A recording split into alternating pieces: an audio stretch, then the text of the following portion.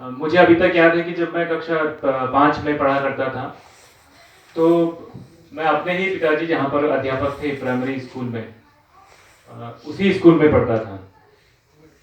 तो जब कक्षा 5 की छुट्टियां हुआ करती थी, जब गर्मियों की छुट्टियां हुआ करती थी, तो उसी दौरान वो कक्षा 6 का पूरा सिलेबस एक बार पढ़ा देते थे उन छुट्टियों में, उन 1 डेढ़ महीने की छुट्टियों में।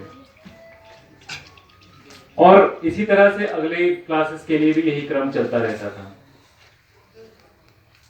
और ये आप, क्योंकि यहाँ पर मैं जहाँ पर अभी काम करके आया हूँ, बागेश्वर है, रुद्रप्रयाग है, टिहरी है, जो हमारे उत्तराखंड के जिले हैं,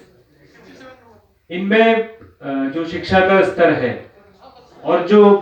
बच्चों को मिलने वाली अपॉर्चुनिटीज हैं, जो सुविधाएं हैं, वो यहाँ की तुलना में बहुत कम है। यहाँ पर जो हमारे बच्चे हैं उनके पास अपॉर्चुनिटीज हैं, उनके पास संसाधन है, रिसोर्सेस हैं। तो आप लोगों के लिए ये और जिम्मेदारी बढ़ जाती है कि आप कुछ करके दिखाएं। वहां पर हम जब पहाड़ में जब मैं था, तो मुझे वहां पर भी बच्चों से काफी इंटरेक्शन करने का मौका मिलता था। जनरली हम लोग स्कूल में चले जाया करते थे, और वहां पर का जो शिक्षा का जो स्तर है उसमें, और जो मेट्रो सिटीज हमारे यहाँ पर है दिल्ली में, इसमें काफी अंतर है। तो इसीलिए आप लोगों की और ज्यादा जिम्मेदारियां बढ़ती हैं कि हमारे बच्चे अपने लक्ष्य को प्राप्त करें। और जो भी आपने अपने जीवन में लक्ष्य बनाया है, उसको प्राप्त करने के लिए, देखिए, हार्ड वर्क का कोई अल्टरनेट नहीं है। कठिन परिश्रम किसी भी लक्ष्य को प्राप्त करने के लिए बहुत आवश्यक है। और यहाँ से कक्षा 12वीं से, क्योंकि दिल्ली में और जो भी हमारे मेट्रो सिटीज है, वहां पर सभी बच्चे हमारे कक्षा 9-10 से ही अपने लक्ष्य बना लेते हैं कि उन्हें आगे क्या करना है। तो मुझे उम्मीद है कि आप लोगों ने भी अपने लिए लक्ष्य बनाए होंगे कि आपको आगे क्या करना है, और निश्चित रूप से आप उसमें प्रयास भी कर रहे होंगे। लेकिन जो कठिन परिश्रम है, उसका कोई अल्टरनेट नहीं है, उसका कोई भी दूसरा तरीका नहीं है कि उसके अलावा किसी और चीज से आपको सफलता प्राप्त हो। आप लोगों ने सुना होगा कि एक कहावत है कि जो जहाज है, पानी का जहाज है, वो सबसे ज्यादा सुरक्षित किनारे पर होता है, बंदरगाह पर होता है। लेकिन जहाज बंदरगाह पे रुकने के लिए नहीं बना होता है, वो समुद्र की लहरों में उतरने के लिए बना होता है। वही चीज हमारे जीवन में भी लागू होती है कि हम लोग जब तक अपने कंफर्ट जोन में हैं, हम लोग अगर कहें कि हमें बहुत ही सरल सा लक्ष्य प्राप्त करना है जिसमें कोई मेहनत नहीं है, वो हमारे लिए सबसे आसान होगा। लेकिन हमारा जीवन उस सरल लक्ष्य को प्राप्त करने के लिए नहीं बना है। हमारा जीवन बना है कि हम उस लक्ष्य को प्राप्त करें जो हमारी इच्छा है, जिसको हम चाहते हैं, जिसको हम अपने जीवन में प्राप्त करना चाहते हैं, उस लक्ष्य को प्राप्त करें। तो मुझे लगता है कि यहाँ पर जितने भी हमारे बच्चे हैं, आप सभी लोग अपने लक्ष्य को प्राप्त करने के लिए मेहनत कर रहे होंगे,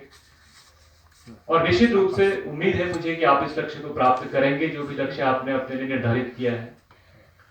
और इसके अलावा, क्योंकि यहाँ पर सभी अभिभावक भी मौजूद हैं, तो मैं आपसे एक बात ये भी बोलना चाहूँ छूँ कि अपना बच्चों था आप कभी अपन बड़ो हाल से अलग नहीं करो। ये मैं हर मीटिंग में बोल दो, और जब भी मैं अपने दिनों में था, जब हम मेरे के लगी कक्षा 8 तक घर ही पड़ी छू गाँव में, हमारे को नाम टांडी हो रहा है। तो हम तक बचा कि जब भी गर्मी की छुट्टी हो जाए, मार्च, अप्रैल, मई, जून में, तो सब हमारे गांव में जितने भी लोग बाहर रहते हैं, कोई दिल्ली रहती, कोई देहरादून रहती, कोई मुंबई रहती, सब एक न एक बार अपन गांव आ बचा है, अपन घर का द्वार खुल बचा है। और हमारे पूजा हो भगवान, जो हमारा इष्ट देवता चाहिए, पूजा हो, उनकी पूजा में एक दिन पूरे गांव का जितना भी लोग जे भी देश के भी कोने में रहे, पर वो वापस जरूर आना चाहिए एक बार पूजा में। तो बहुत बड़ी परंपरा है, और बहुत बड़ू सहारा चाहिए गाँव में, जो गाँव आजकल खाली होना चाहिए हमारा, वे गाँव में सहारा चो एक दिन या वो एक महीना जब जब भी दिन हमारा लोग फेर में आना चाहिए घर वापस अपन घर, तो वो गाँव में एक खुशहाली आ जाए, एक माहौल इन बन जाता, और वो गाँव भी दोबारा एक बार जिंदा हो जाए।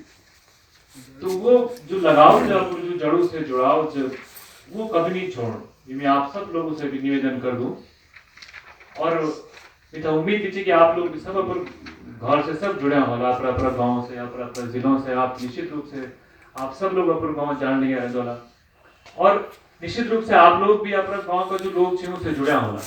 और किला कि हम लोग भय रहना जन अभी अपनी दिल्ली आए हो आप सब लोग पहले बटे दिल्ली रहना चाहिए तो हमारी जिम्मेदारी थोड़ा बढ़ जाती है पर गांव के प्रति आप सब लोगों को दिया कि कोरोना काल में हमारा गांव ही है जो ना सहारा दे सकता है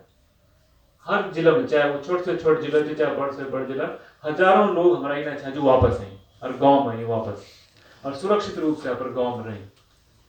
गांव रहे कि अपना लोग से मिली सब पर गांव कभी नहीं आया कि भाई इधर लोग का बढ़ाएगी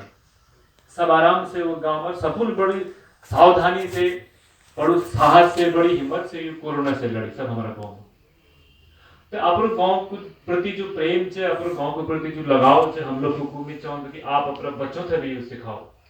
और हर कम से कम साल में एक बार जरूर अपने गांव में अपने बच्चों से ले जाओ और दिखाओ कि हमारे इतिहास क्या है हमारी संस्कृति क्या है हमारी सभ्यता क्या है और हम उत्तराखंड का लोग आप सब लोग जान रहे कि हम कहीं भी देश में कहीं भी राज्य में जाओ कहीं भी शहर में जाओ तो सब लोगों की इंप्रेशन है कि भाई उत्तराखंड का लोग सीधा साधा लोग ईमानदार